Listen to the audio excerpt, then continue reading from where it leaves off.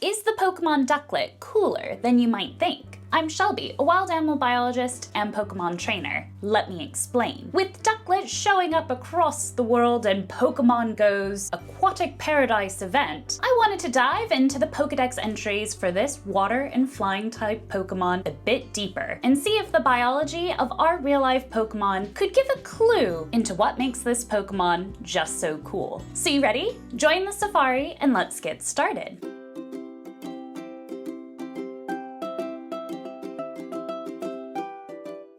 Ducklett, the water and flying type Pokemon. Pokemon Go has just released the shiny version, and I'm really looking forward to catching a pink little guy. In the Pokedex, there is one entry that caught my eye, stating how Ducklett use its feathers to splash water as a defense mechanism. Now, Ducklett would likely have not one, not two, but 3 different types of feathers. The wing feathers, which conveniently help them fly, the down feathers, which provide insulation and help keep them warm, and then the contour feathers, which cover the body. It's these contour feathers that give a duck not only its shape, but its color as well, and are the first line of defense against water due to their unique structure. Each contour feather is a series of interlocking hooks called barbules that are located on the vein to help them repel water. Now, these barbules aren't only important for repelling water, but also trapping air between the feathers and the skin to help the ducks stay nice and buoyant. However, if the contour feathers get wet, the hooks unlink,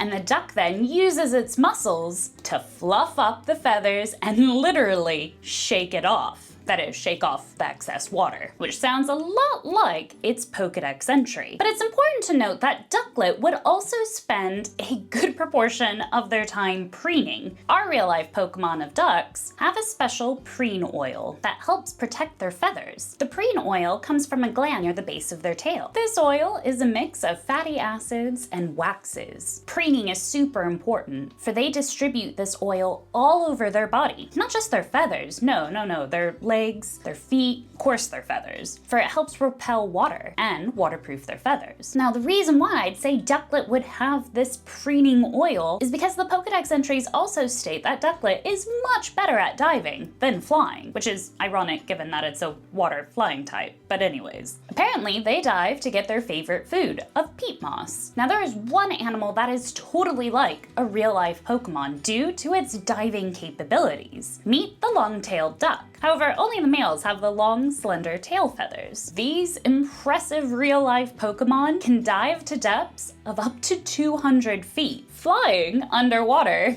by swimming with their wings, catching both small fish and invertebrates. Which leads me to an interesting question that some of you have asked. Do ducks have ears? Yes, they do. But how does that happen when they're diving underwater? And where are Ducklett's ears? I can't see them. Well, that's because Ducklett and ducks have small round openings on the sides of their head that lead to the inner ear. These ear openings are, surprise, covered by feathers, making them difficult to see. In fact, the particularly soft feathers that protect their ears are called auriculars. There are a few other cool structures that help protect their ear, especially when they're diving underwater, like thanks to earwax. But I think that sounds like another video, because I'm gonna go out and try to find a shiny Ducklett in Pokemon Go. Let me know in the comments below what your favorite duck Pokemon is. To keep your adventure going, why not check out my video here on Psyduck? Go and click it. I'll see you over there. Thanks so much for watching.